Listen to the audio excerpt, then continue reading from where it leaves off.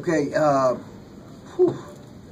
was a long game, and give Illinois a lot of credit. They are just relentless in their attack and approach on both ends, offensively and defensively.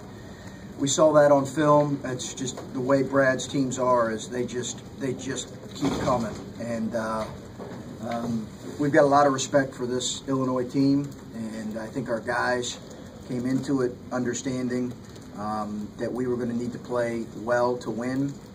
And, I think we did not play with great poise in the first half, and we didn't coach with great poise in the first half. And that's an area that we'll all get better in, hopefully. But proud of our guys for responding.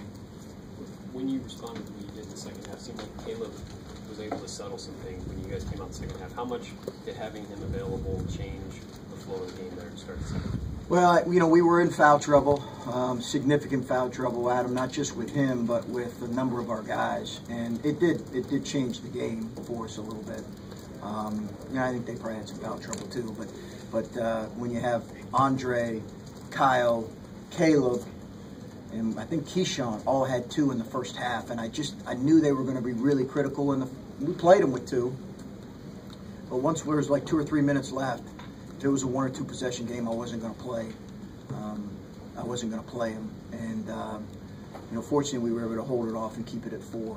But having those guys fresh, or having those guys more in the second half was important.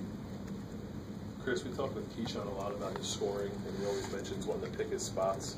Do you get to a point where you sort of just like him to be the aggressor like he was tonight all the time, so you have a steady secondary scorer to Caleb?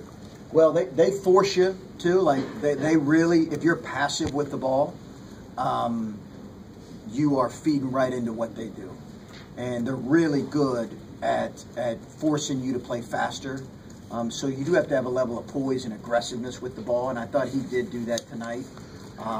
He steadied us tonight, and we just had to have him steady us. I mean, there's no question we don't win the game without him just making good decisions, good reads, getting to the foul line, making important plays, and he's done that for us. And wasn't necessarily CJ's night, but he was a great teammate on the bench.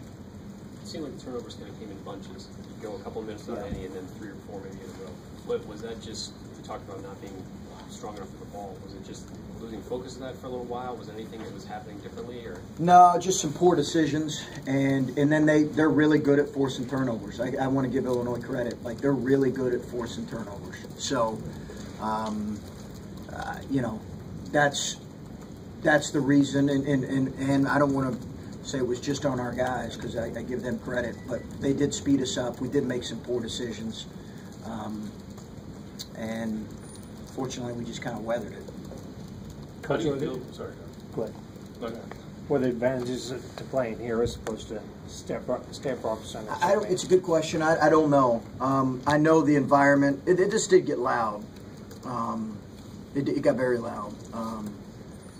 But I'm sure in Champaign it gets louder. So I don't know if there was an advantage one way or the other, but we certainly heard their fans. They've got tremendously passionate basketball fans here, and I have a lot of respect for that. Chris, allowing for, I guess, a little bit of the fact that Illinois will turn you over some, how do you feel coming out of this with the way you guys protected the basketball? We just need to get better. I mean, it wasn't our worst performance, but we need to get better. We need to correct some things in that area, and we certainly need to rectify the next time we play these guys. We got a lot to improve on, but I'm not giving a road Big Ten win back. We got a lot to improve on. Chris, you're 2 years into this, Brad's in the same way too. Obviously different situations, but what do you credit your guys' success to early in your tenure?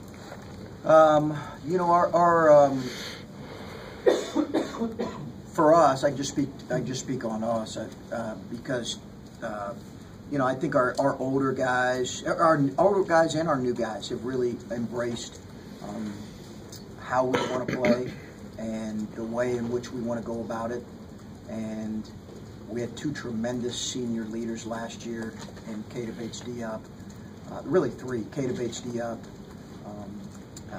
Jayshawn Tate, and Andrew Dockich, Cam Williams. We leaned on those guys last year. This group, we've got good leadership, but we've got great buy-in across the board, and then we've been able to get some good players that have just grown and developed.